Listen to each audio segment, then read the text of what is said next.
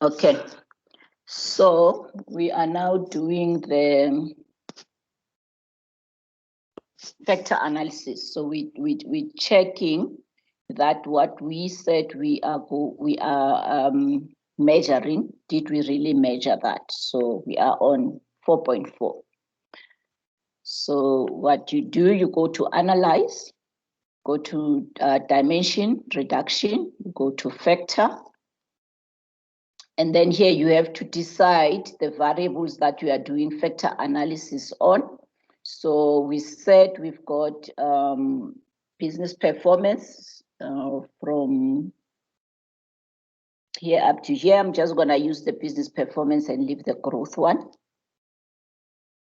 And then we need the variables or the questions for resilience. Remember, we're measuring resilience against dependent variable business performance. So we're going to take all of them. So these are all the dimensions. Okay, it goes up here.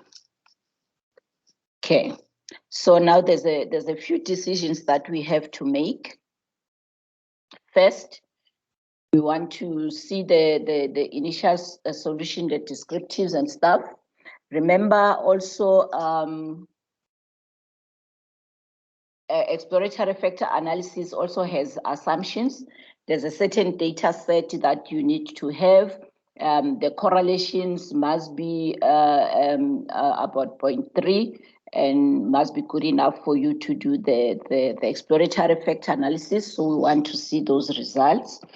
Whether our sample is adequate or not, we're going to use the KMO to test that, and then the determinant then to check the correlation, and then we say, okay, we want to extract a number of factors in terms of, I think I close the file now, but in terms of what literature is suggested, I think it's suggested that we have about 6 dimensions of resilience.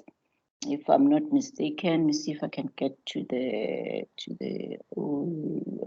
no, I want to see it opened.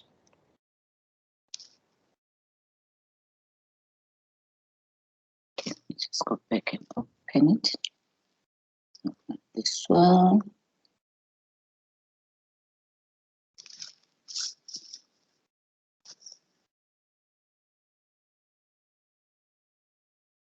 So we had about 1, 2, 3,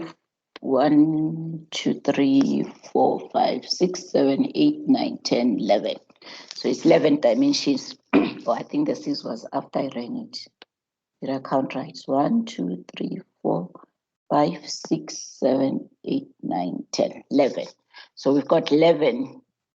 So we need to have 11 factors extracted. But what we're going to do, we are not going to tell it.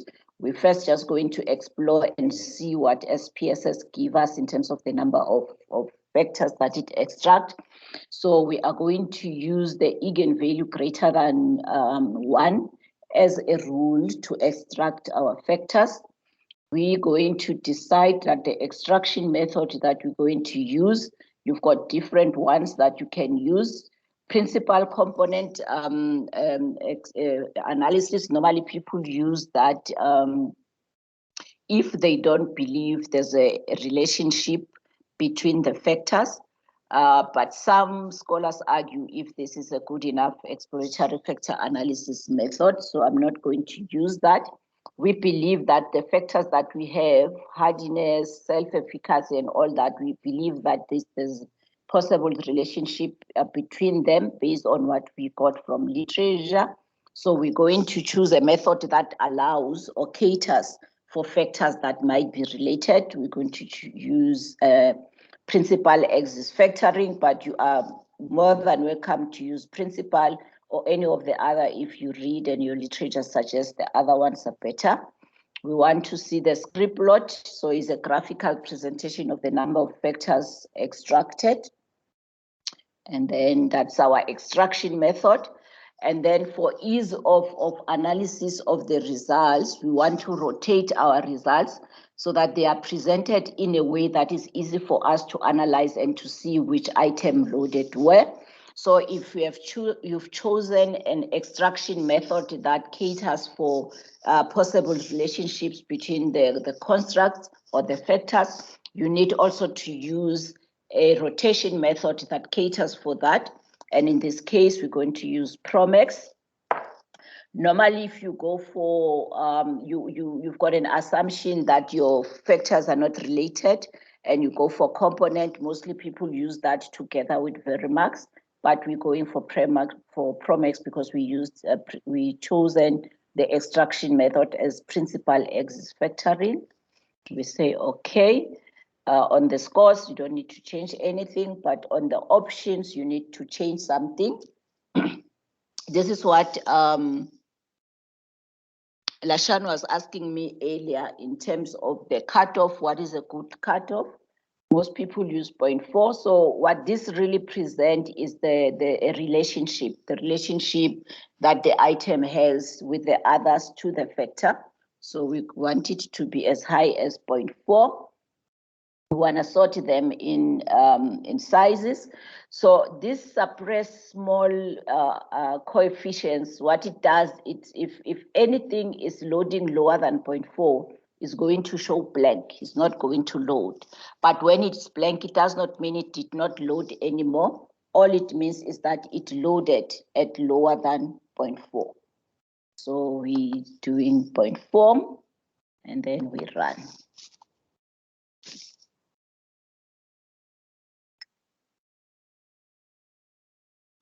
Okay, so we had our descriptives. We don't want to look at that now. We want to see if our sample was big enough. So the rule, the Kaiser-Meyer-Oken rule, which we call KMO, it says if you've got 0.5 or greater, that means your sample was big enough to run factor analysis. The Bartlett test of sphericity. What you want here, you want this to be significant. In terms of the number here, you don't pay attention to that. Pay attention to the significance and the KMO. If this is greater than 0.5, you are fine. If the significance is greater, remember significance rule, greater than 0.4, because by default, we work on 95%. If it's greater than 0.05, then you are good. So it's significant, our sample is good enough and it's significant.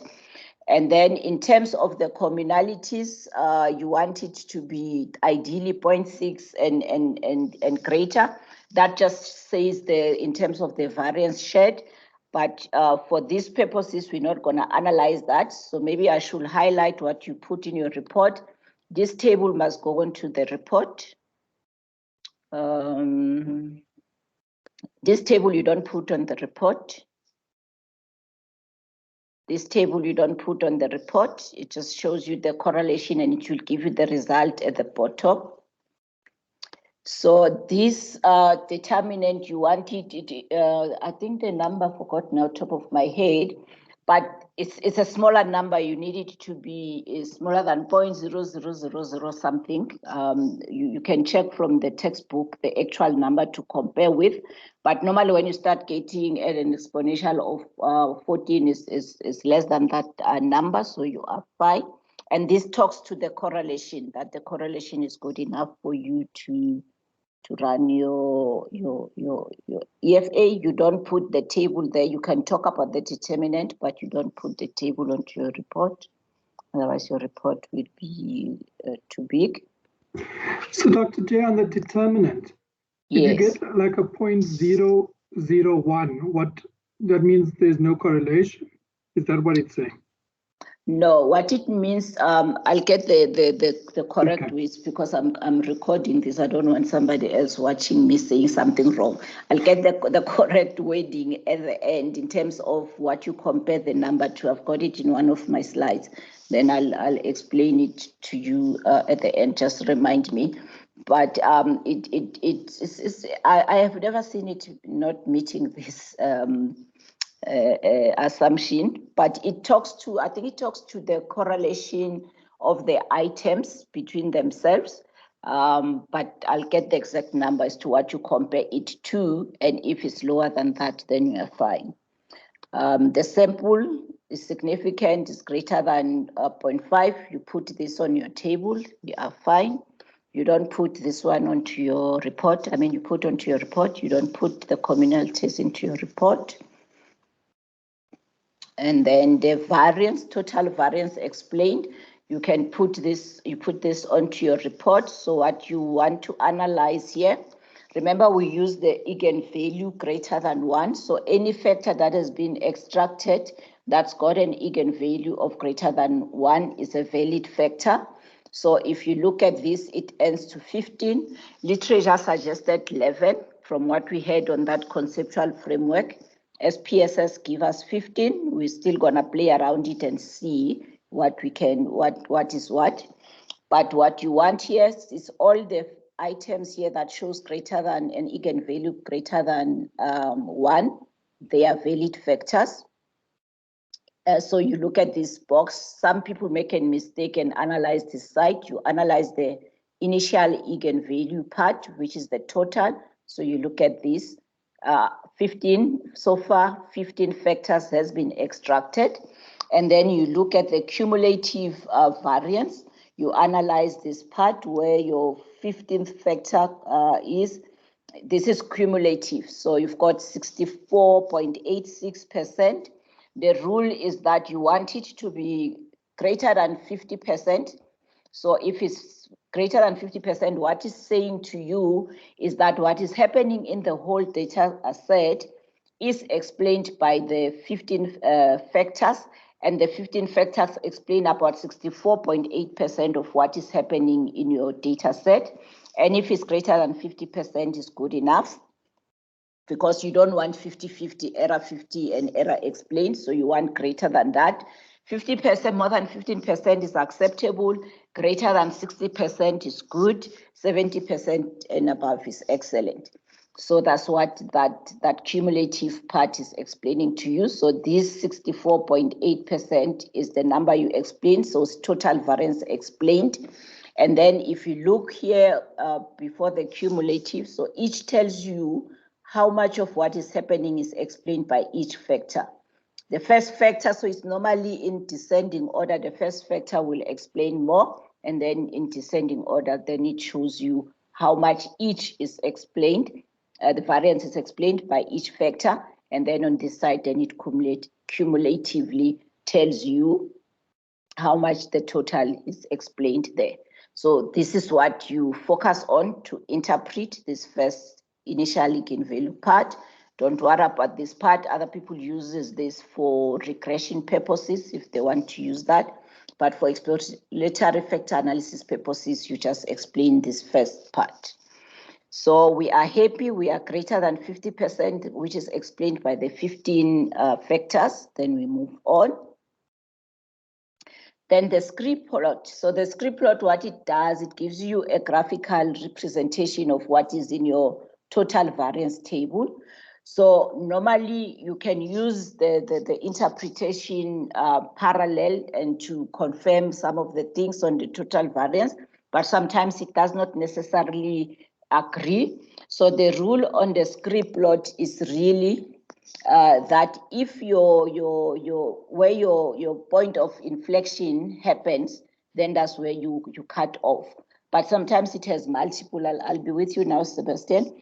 Sometimes it's got multiple point of inflections, but then you need then to make a discretion as the researcher as to which one makes more sense in relation to what literature is suggested and in conjunction with what your pattern matrix is saying. But in terms of eigenvalue, you'll see one will be somewhere here. So at this point, you've got 2, 4, 6, 8, 10, 11, gives you about 11 or so, depending on which one you take as your point of inflection. But if you use the eigenvalue, then it should give you the same number of factors as what the total variance number gave you there. Yes, Sebastian? Dr. Jai, I just want mentioned 11 factors, right? When I ran my analysis, I only got 6 out of them. 6 cumulatively amounts for 67% of the eigenvalue or the variance. So is that acceptable, or is there something else I need to do? So you're referring to your own data set. My own data. Because you mentioned 11, I'm coming up with 6. No, remember I'm using a different data set with a different story. It's data set specific. Yes, it's per data set. So this data set then, according to this conceptual framework, we are supposed to have, how many did we count? 1, 2, 3, 11. 4, 5. It was 11, then plus, remember we added also the business performance. So you expect to extract 1, 2, 3, 4, 5, 6, 7, 8, 9, 10, 11, 12. Yeah, so you expect to extract 12. So it's based on your conceptual framework. So you have to look at your conceptual framework, how many you need to extract. And remember, your conceptual framework is based on what literature is saying. And then that's what you expect to get, but it does not mean that's what you are going to get, because that conceptual framework is based on the literature, on theory, but your data now in terms of practicality, it might be different from your samples, from your sample that you collected from your context. So it's data specific. So my conceptual framework suggested 11, but SPSS is suggesting 15. So now we need to play around and see what we'll eventually end up with. Will it agree with what literature has suggested, or will it be different from what literature has suggested? So that's what we are checking now. Oh, perfectly. Okay, so script plot suggests 2, 3, 4, 5. Whether you cut there, 6, 7, 8. There's another inflection. 9, 10, 11, 12. There's another 13, 14. There's another there, then it flattens out. So let's see the details further. You can put the script plot as well in your report. So remember I said you can put the KMO, you can put your total variance, you can put your script plot, and then the pattern matrix. So let's see what the pattern matrix is saying now.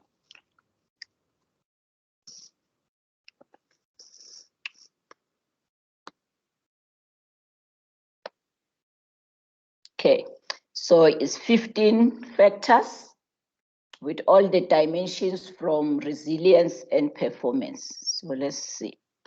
Here we've got bravery 21 is negatively loading at 0.519. So we'll need to do something about that one. All the different types of risk, they all loaded onto one factor, on factor 2. Hardiness did not load anywhere, hardiness 23. So that means it loaded less than 0.4 because we put 0.4 as the cutoff. So it did not load any more. So we'll need to get rid of that. And then bravery, adaptability, hardiness, they became one factor.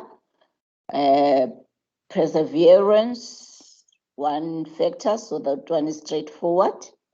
So where you see rev, it means I've reversed back there. That means it was loading negative. That means I've reversed back to the right direction. So these ones are loading fine. And then cautiousness, you've got 1, 2, 3 that are loading negatively, so that will need to be reversed. And then, okay, let's just make it a bit bigger.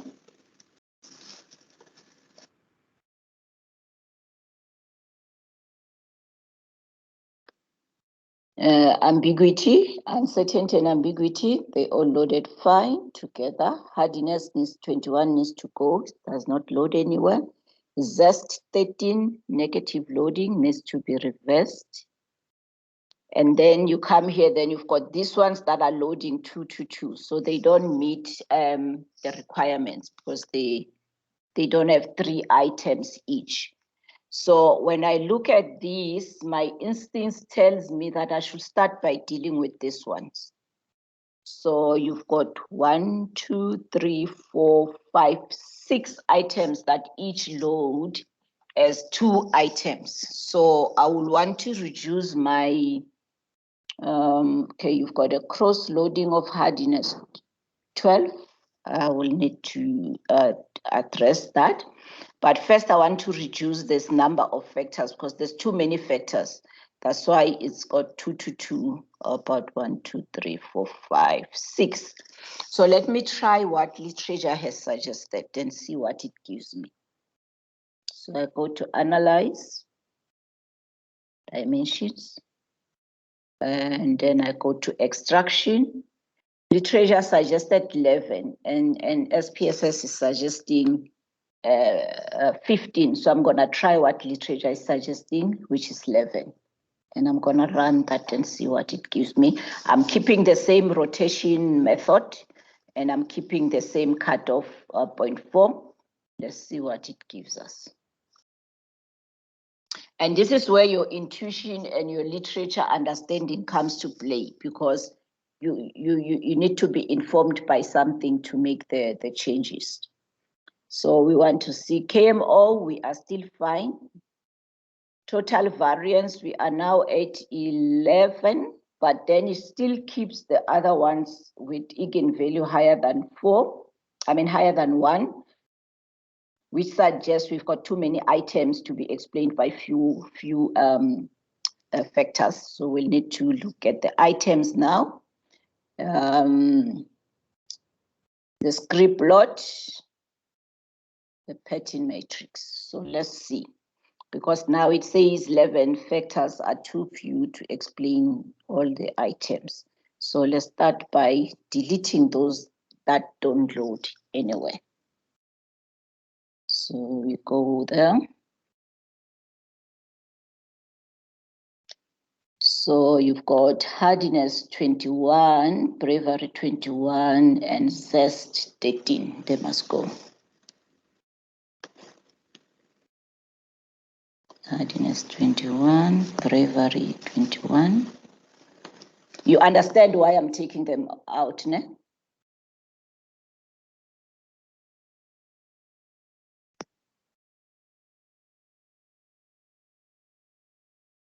Do you understand why I'm removing these items? Yes. Yes, I understand. Cool. So it's because they're not loading, so they are lower than 0.4, so they don't relate well with any of the factors of the items. So we've taken hardiness 21, we've taken out bravery 21, we've taken out zest 13. So that is that. What else do we need to deal with? So for round 1, I'm just taking out all the ones that are not loading.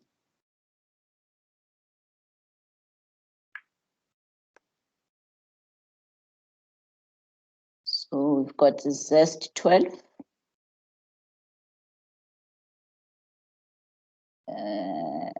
Did I take out hardiness 11? Hardiness 11.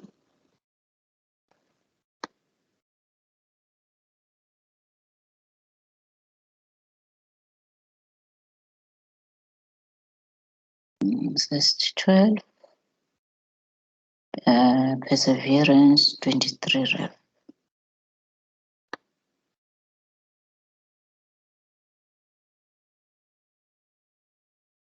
Okay. And then humor play 21-1.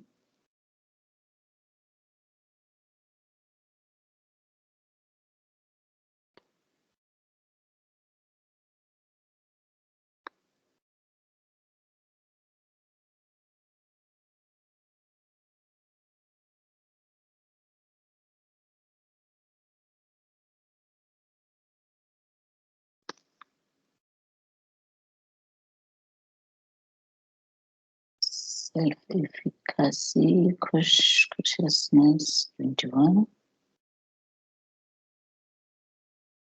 Okay, let me just run this and see whether I've taken all of them. That needs to go.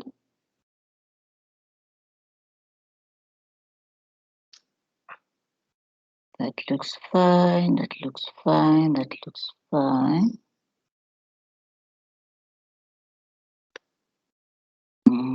That needs to go.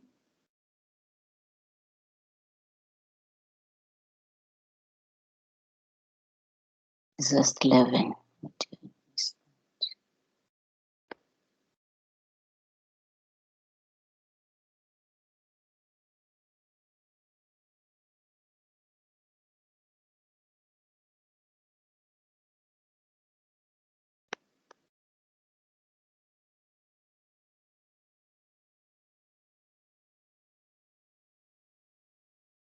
Okay, so now I need to reduce further because I've got 2, 2, 2. So I must reduce by 3. Let's see.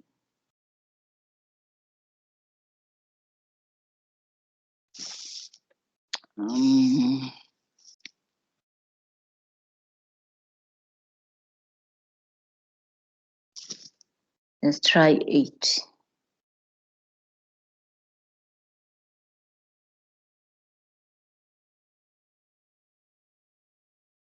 KMO is still fine.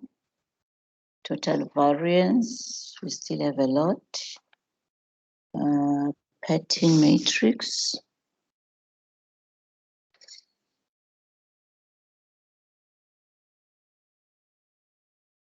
Okay.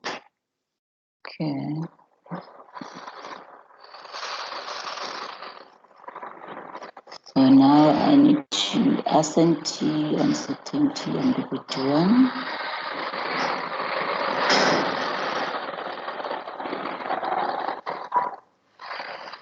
Adaptability 22.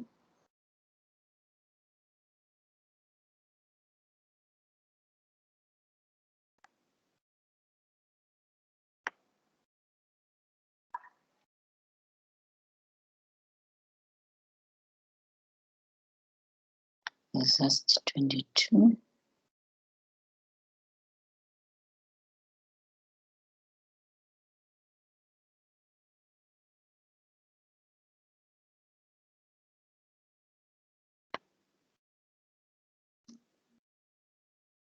So we need to get to 7, self-efficacy 13 and 11.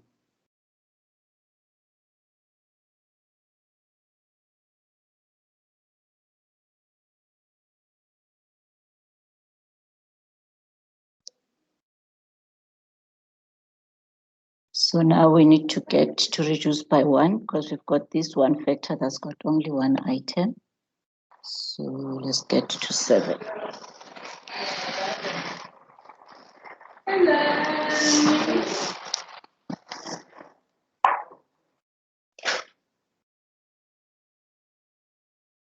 Okay, so now let's see, KMO is still fine. Total variance, we now have 2 extra. And then pattern matrix, let's see. So this is the part where you'll spend a lot of time using your discretion and trying stuff. After this, then it goes quicker. Okay. Consciousness 11 must go.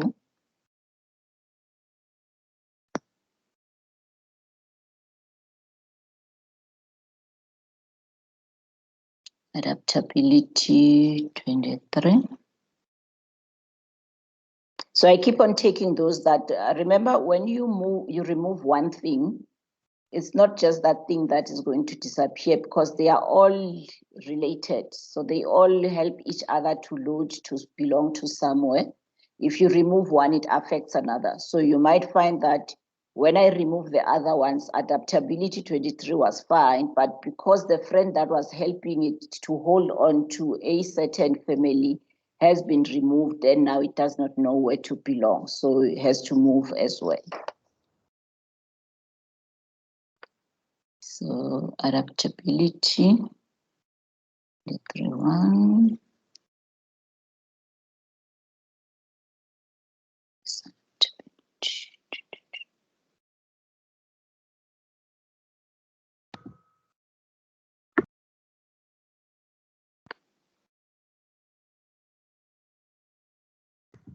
You removed the wrong one, Dr. J.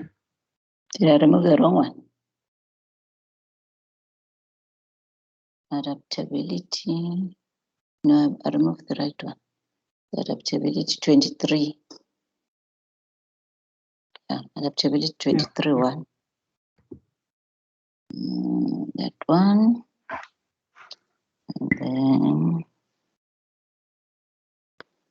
we move this ones. Humor plate 23 1, humor plate 22 1.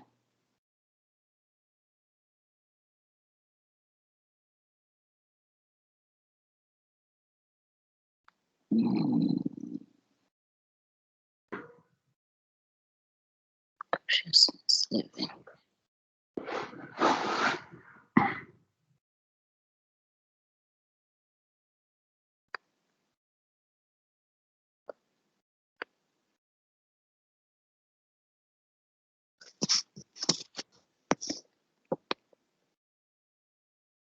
KMO is still fine. Total variance, now it's got 2, is that 58? Pattern.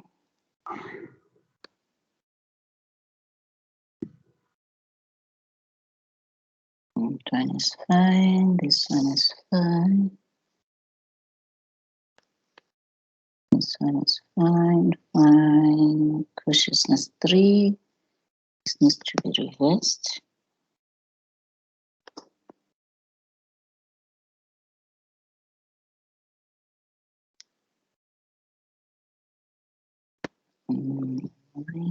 Consciousness 3.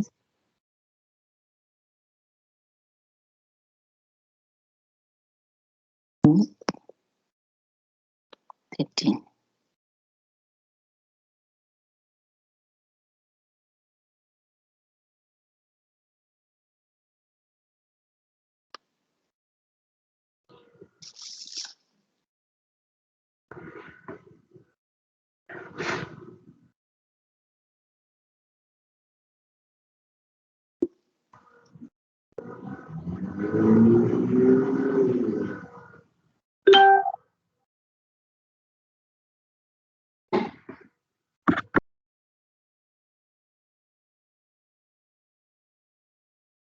So what you need to do as well, if you've got different items loading onto one factor, you need to look at the majority as to where the majority belongs.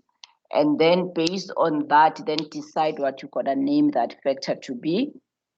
Or sometimes you need to go back to the questions that you asked and read them and see whether maybe you've labeled it as hardiness, but the question sounded more like it was for self-efficacy, and then you can rename them.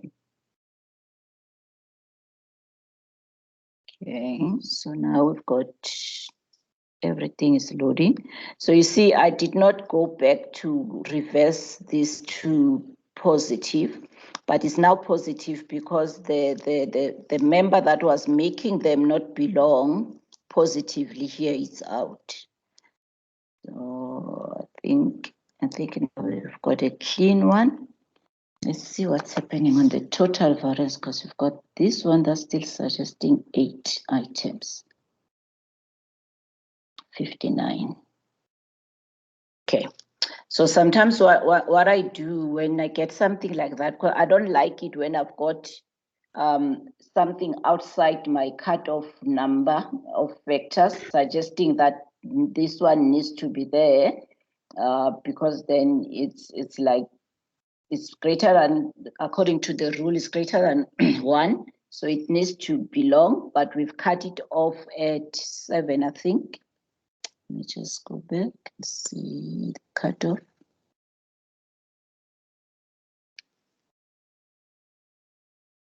Yeah, we've cut it off at 7. So what I do when this happens, I go back to ask SPSS. Now after I've removed all those things, what will it suggest?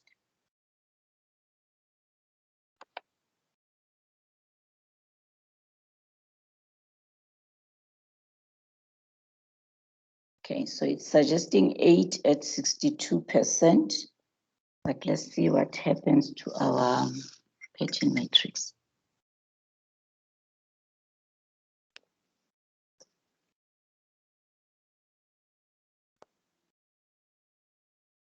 Okay, now it's saying this one must go.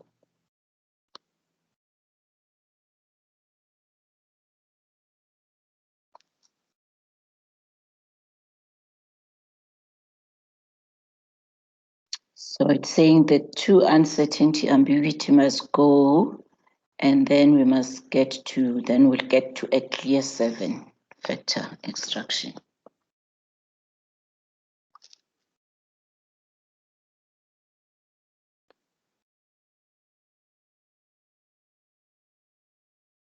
Uncertainty 2 and 3.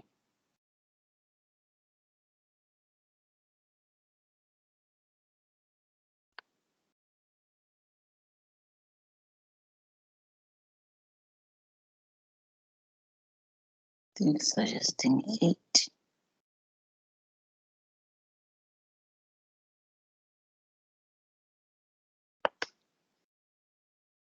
Now it's messing up this one. Let's force it again and see.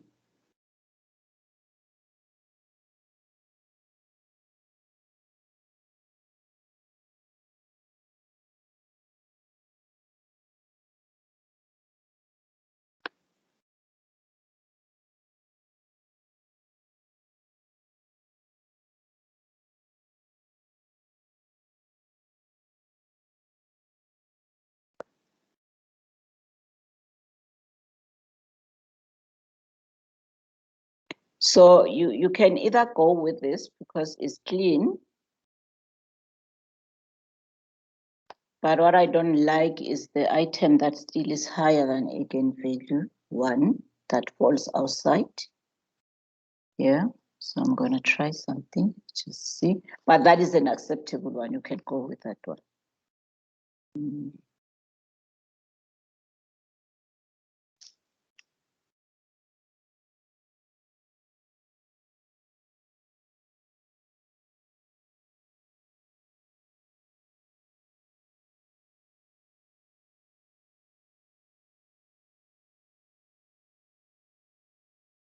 Okay, so this is messing it up more. Now you've got 2 out. It's messing up further. Okay, yeah, so we have to go with the 7. So this is the cleanest we can get.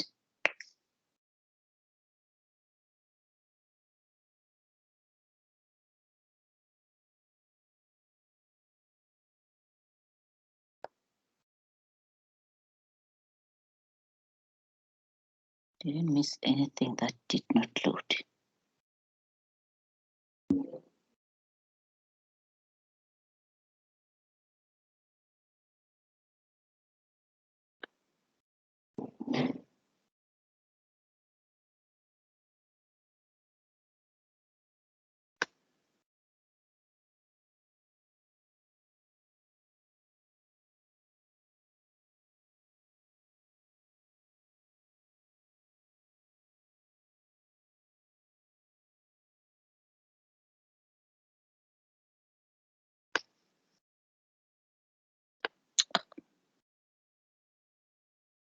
Yeah, I think this is the cleanest you can get.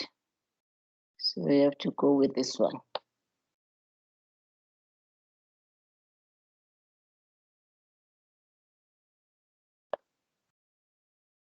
So you've got 7 factors. So 1 is for the performance one. So that means we've got 6 dimensions for the resilience 1. So that's what your validity gives you. So that's your validity part. So that means we have done.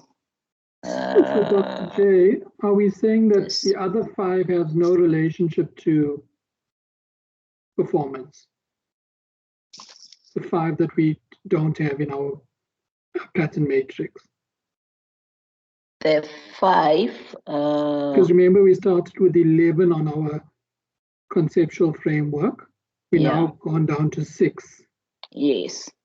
So are we, in our analysis, are we going to say the other 5 has no?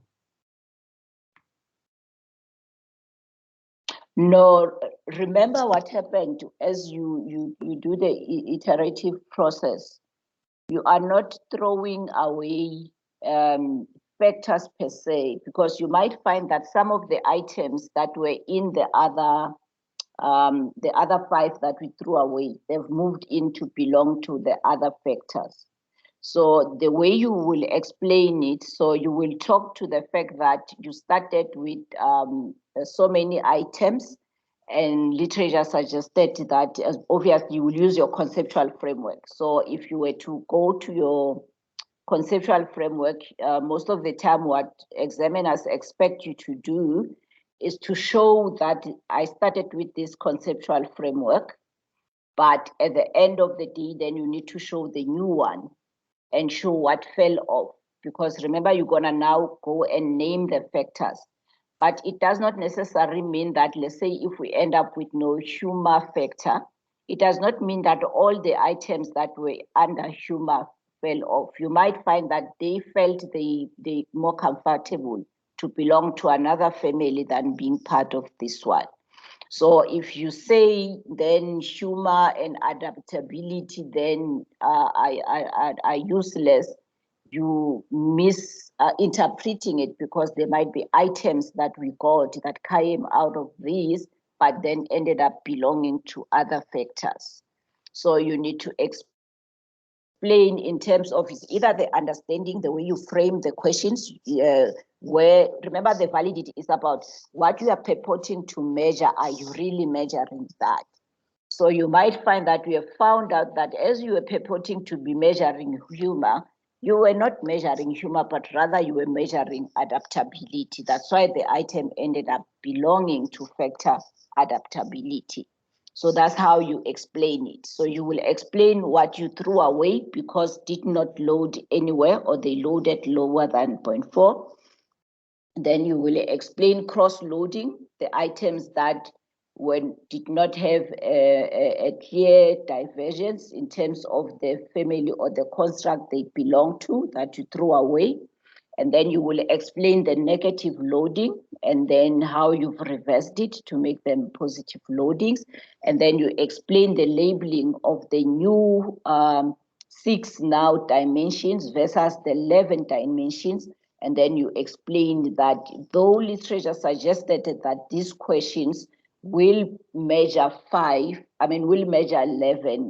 items, but in the context where you collected the data, they were represented by 6 factors, for an example, instead of 11. So that's what you'll explain there. But if you put it to say, I threw away 5, it's misleading, because you did not necessarily throw away 5. You might find some of them belonged in a different family than what you purported earlier.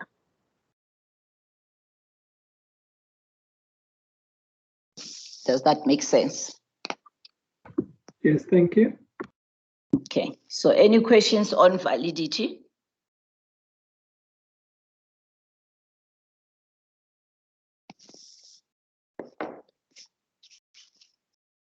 So just a quick recap. You are going to put in your analysis, in your report, the KMO, and explain your sample adequacy, explain your relationships and the multicollinearity. I'll get the cutoff for you when we close. You will put this as well. If you want, you'll put together with a script plot and then explain how many factors you extracted from the data and what rule did you use to extract them. You will put this as well, explain how many factors you ended up with, explain all the cross-loading, the negative loading, and the no loading, what was your cut-off, and name them and say what factor 1 present, factor 2, factor 3, and why that. Those that have got the same thing, like for an example, risk, managing risk, calculating risk, you will end up naming this factor as risk. And then it's easy to label factor 2. But this one, for an example, that's got bravery, self-efficacy, hardiness, self-efficacy, zest, and all that, you'll need to apply yourself a bit more as to what you name that factor to be, so that you can, you look at the questions you asked, you look at the majority. If you look at here, you don't really have a clear majority. You've got 3 self-efficacy, compared to 2 bravery and 2 hardiness. So you might end up maybe with this being labeled self-efficacy, but you have to go back to each question and see what you asked and then name that one. If you've got an overwhelming majority where you will have maybe 5 self-efficacy and 1 bravery, then it's easy to go for the self-efficacy. But if it's mixed, you need to apply yourself a bit more before labeling them. Here you've got majority adaptability, so you might end up with that. Labeling this one is easy because all the ones that you purported to be measuring business performance, they all fell into one, so that becomes obviously your business performance. And then perseverance, this one then is easy, they're all perseverance, then you label that factor perseverance. And then the humor also is the same, label that, and cautiousness also, they all fell. They measured what you purported to be measured, so they were accurate, so they are valid. So you put this, then you explain it, and then after this, now the next step, then now we need to run our validity test, because now we've got we need to run the reliability of the scales. So we are happy that what we purported to measure, we've measured that, but now we want to see how reliable are the scales that we used to measure that. So when we were running the validity, we threw all the items at the same time. So we went to analyze, we went to dimension reduction, and then we put all the items at the same time to run validity. But then now when you're running reliability, it's a little bit different. Let me just go back there.